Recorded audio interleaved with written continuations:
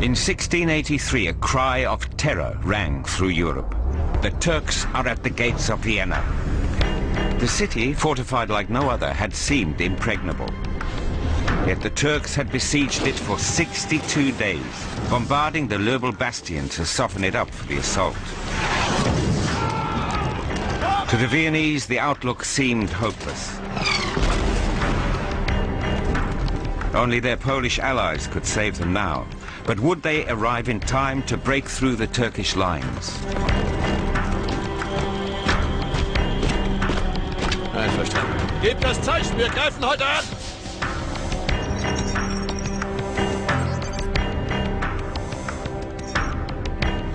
For Habsburg Austria and its allies in the Holy League, only one decision was possible: to attack, or Vienna would be lost.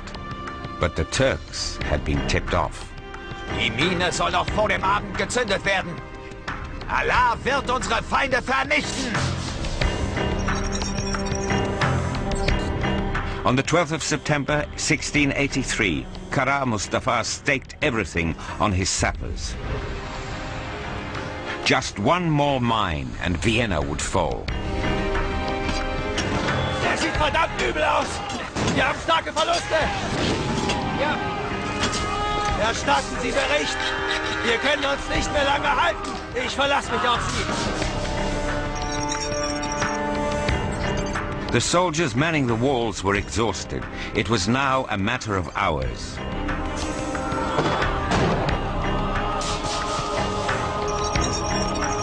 But the city commander had sworn to defend Vienna to the last drop of blood.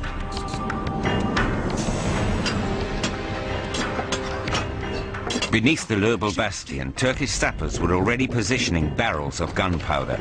Could the defenders prevent them from detonating this last decisive mine?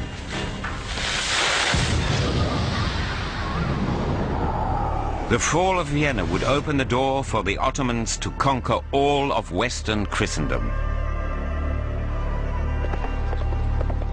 Your Majesty, I was the only one who dared, at great risk to my life, to bring letters through the terrible Turkish camp.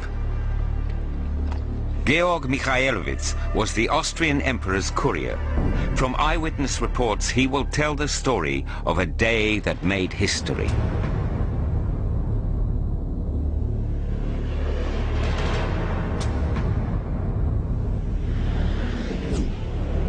On the 12th of September 1683, all our hopes vanished.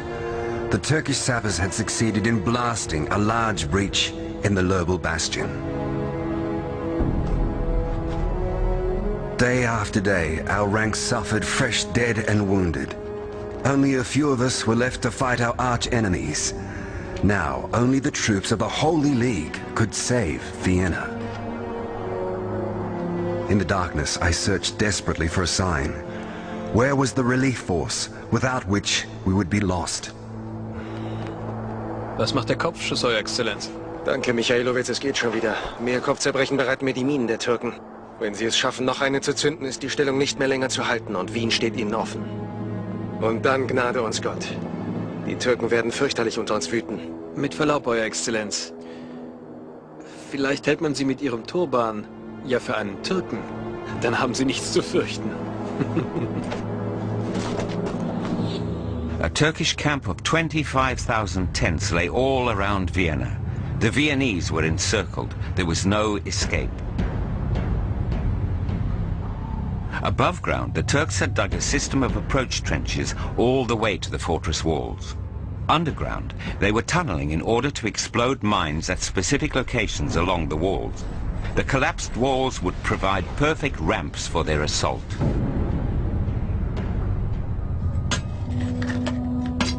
The Turks had exploded 41 mines.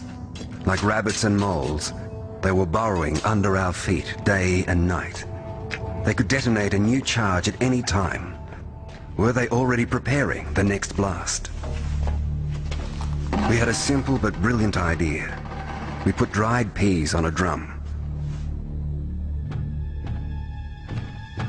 The peas moved. Somewhere below us, Turkish sappers were at work. A new explosion was coming, but we knew neither when nor where.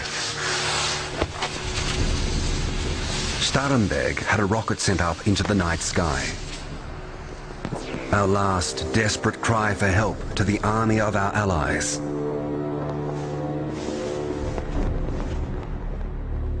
Istanbul, on the Bosphorus, formerly Constantinople. In 1453, the Muslim Ottomans conquered the ancient capital of the Eastern Roman Empire. That was just the beginning of a huge drive to expand their own empire. When acceding to the throne, every sultan had to promise, "We will meet again at the Golden Apple."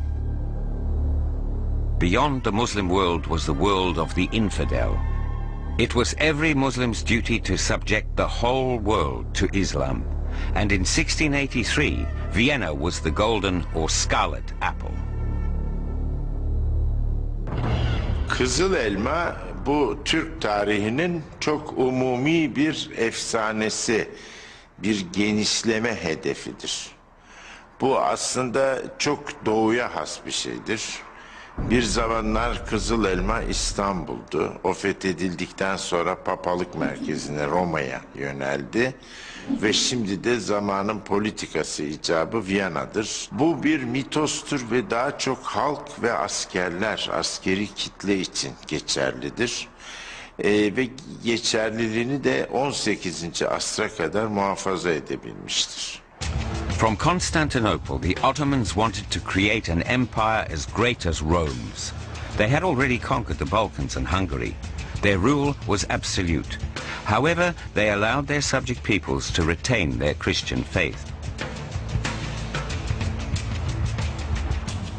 Vienna, set between the Alps and the Carpathians, was the gateway to Central Europe, the key to the Ottomans' planned path of conquest. This made the city their prime target. Suleiman the Magnificent laid siege to Vienna for the first time in 1529. He failed. The second siege of Vienna began in June 1683. This time, Kara Mustafa led the invaders. But the Ottomans were not the only enemy Austria faced. There was also France. Für die Habsburger gab es immer so etwas wie eine Art zweite Front. Eine war im Westen, eine war im Osten. Während des 30-jährigen Kriegs hat man dem Sultan Ehrengeschenke gemacht, damit es im Osten ruhig bleibt. Und im Augenblick, wo der 30-jährige Krieg vorbei war, hören die Ehrengeschenke auf, was auch für die Osmanen ein Zeichen war. An dieser Grenze wird es wieder unruhig werden.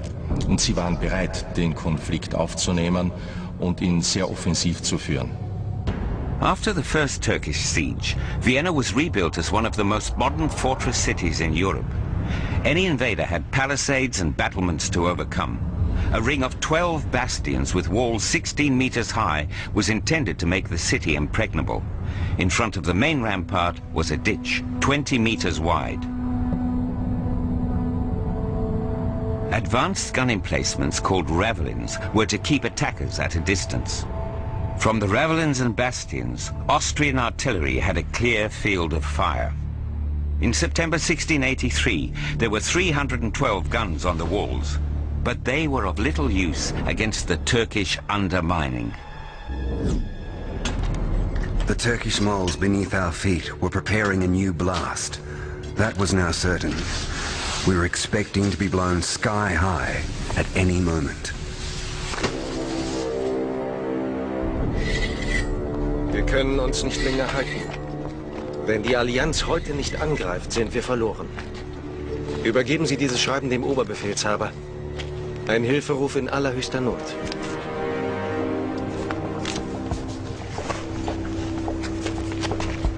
Und Michailowitz.